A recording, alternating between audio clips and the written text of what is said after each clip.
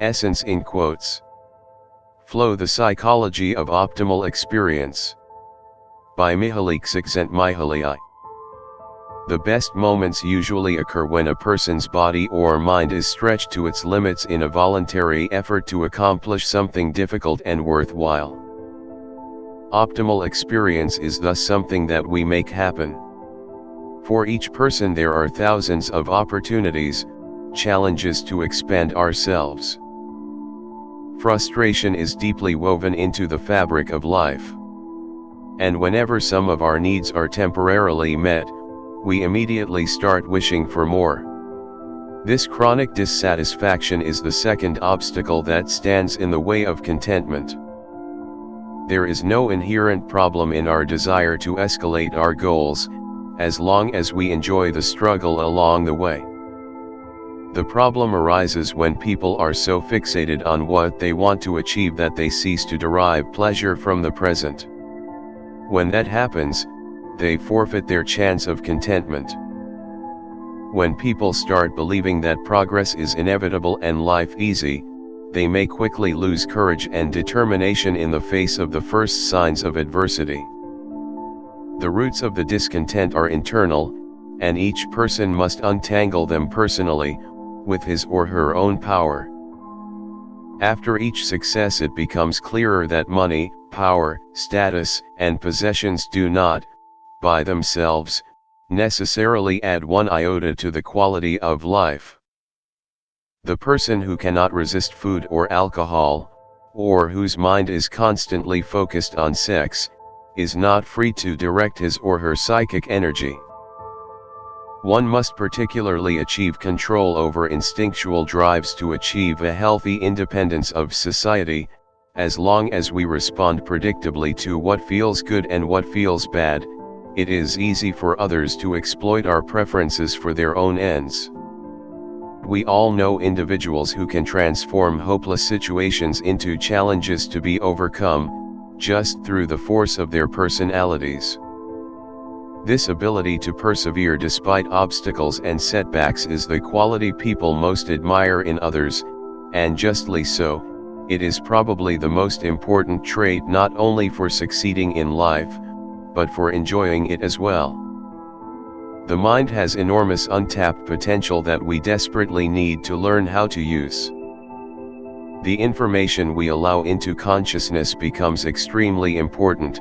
It is, in fact, what determines the content and the quality of life. The mark of a person who is in control of consciousness is the ability to focus attention at will, to be oblivious to distractions. Attention can be invested in innumerable ways. Ways that can make life either rich or miserable. The shape and content of life depend on how attention has been used. Entirely different realities will emerge depending on how it is invested. The names we use to describe personality traits such as extrovert, high achiever, or paranoid refer to the specific patterns people have used to structure their attention. Every piece of information we process gets evaluated for its bearing on the self. Does it threaten our goals? Does it support them? Or is it neutral? A new piece of information will either create disorder in consciousness, by getting us all worked up to face the threat, or it will reinforce our goals, thereby freeing up psychic energy attention. There are two main strategies we can adopt to improve the quality of life. The first is to try making external conditions match our goals. The second is to change how we experience external conditions to make them fit our goals better. Paradoxically, it is when we act freely, for the sake of the action itself rather than for ulterior motives, that we learn to become more than what we were. When we choose a goal and invest ourselves in it to the limits of our concentration, whatever we do will be enjoyable. Even though we recognize that material success may not bring happiness, we engage in an endless struggle to reach external goals, expecting that they will improve life. Wealth, status, and power have become in our culture all too powerful symbols of happiness. When we see people who are rich, famous, or good-looking, we tend to assume that their lives are rewarding, even though all the evidence might point to their being miserable. Reality is that the quality of life does not depend directly on what others think of us or on what we own. The bottom line is, rather, how we feel about ourselves and about what happens to us. To improve life, one must improve the quality of experience. Money can increase or decrease happiness, depending on how it is used. Pleasure is an important component of the quality of life, but by itself it does not bring happiness. Enjoyment is characterized by this forward movement, by a sense of novelty, of accomplishment. To gain personal control over the quality of experience, however, one needs to learn how to build enjoyment into what happens day in, day out. How enjoyable an activity is depends ultimately on its complexity. The small automatic games woven into the fabric of everyday life help reduce boredom, but add little to the positive quality of experience. For that, one needs to face more demanding challenges, and use higher level skills. In all the activities people in our study reported engaging in, enjoyment comes at a very specific point. Whenever the opportunities for action perceived by the individual are equal to his or her capabilities. When all a person's relevant skills are needed to cope with the challenges of a situation, that person's attention is completely absorbed by the activity. A dancer describes how it feels when a performance is going well. Your concentration is very complete. You are so involved in what you are doing that you aren't thinking of yourself as separate from the immediate activity. You don't see yourself as separate from what you are doing. It is for this reason that we call the optimal experience flow. Although the flow experience appears to be effortless, it is far from being so. It often requires strenuous physical exertion, or highly disciplined mental activity. In some creative activities, where goals are not clearly set in advance, a person must develop a strong personal sense of what she intends to do. The artist might not have a visual image of what the finished painting should look like, but when the picture has progressed to a certain point, she should know whether this is what she wanted to achieve or not. One of the most frequently mentioned dimensions of the flow experience is that, while it lasts, one is able to forget all the unpleasant aspects of life. In normal everyday existence, we are the prey of thoughts and worries intruding unwanted in consciousness. In flow, a person is challenged to do her best, and must constantly improve her skills. One of the most common descriptions of optimal experience is that time no longer seems to pass the way it ordinarily does. The key element of an optimal experience is that it is an end in itself. Even if initially undertaken for other reasons, the activity that consumes us becomes intrinsically rewarding. Most enjoyable activities are not natural, they demand an effort that initially one is reluctant to make. One must be aware of the potentially addictive power of flow. We should reconcile ourselves to the fact that nothing in the world is entirely positive, every power can be misused.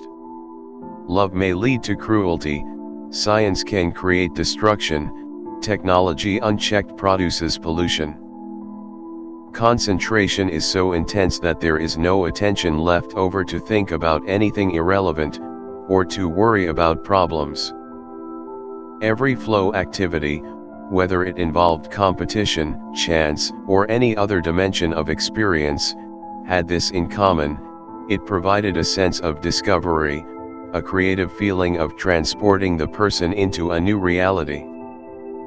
It pushed the person to higher levels of performance, and led to previously undreamed of states of consciousness.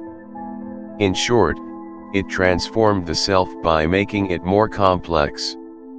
In this growth of the self lies the key to flow activities. In fact, flow and religion have been intimately connected from earliest times. Many of the optimal experiences of mankind have taken place in the context of religious rituals. But because flow activities are freely chosen and more intimately related to the sources of what is ultimately meaningful, they are perhaps more precise indicators of who we are. For example, TV watching, the single most often pursued leisure activity in the United States today, leads to the flow condition very rarely.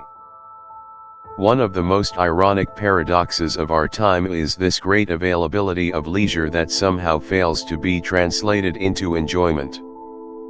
Some people enjoy themselves wherever they are, while others stay bored even when confronted with the most dazzling prospects. A person who is constantly worried about how others will perceive her, who is afraid of creating the wrong impression, or of doing something inappropriate, is condemned to permanent exclusion from enjoyment.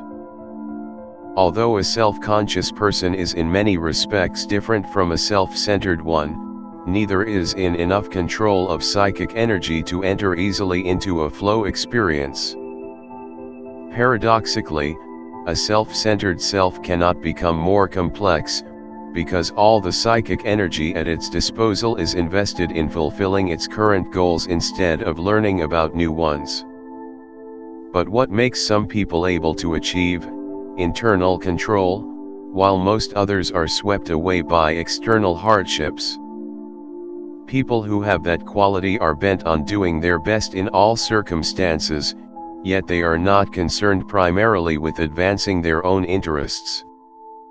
Narcissistic individuals, who are mainly concerned with protecting their self, fall apart when the external conditions turn threatening. Even the simplest physical act becomes enjoyable when it is transformed so as to produce flow. When people were pursuing leisure activities that were expensive in terms of the outside resources required, were significantly less happy than when involved in inexpensive leisure. It is impossible for partners not to grow bored unless they work to discover new challenges in each other's company, and learn appropriate skills for enriching the relationship. When people try to achieve happiness on their own, without the support of a faith, they usually seek to maximize pleasures that are either biologically programmed in their genes or are out as attractive by the society in which they live. Wealth, power, and sex become the chief goals that give direction to their strivings. But the quality of life cannot be improved this way. Only direct control of experience, the ability to derive moment-by-moment enjoyment from everything we do, can overcome the obstacles to fulfillment. People keep hoping that changing the external conditions of their lives will provide a solution. If only they could earn more money, be in better physical shape, or have a more understanding partner, they would really have it made. A person can feel pleasure without any effort, if the appropriate centers in his brain are electrically stimulated, or as a result of the chemical stimulation of drugs. But it is impossible to enjoy a tennis game, a book, or a conversation unless attention is fully concentrated on the activity. Thank you for watching. If you liked it, please subscribe.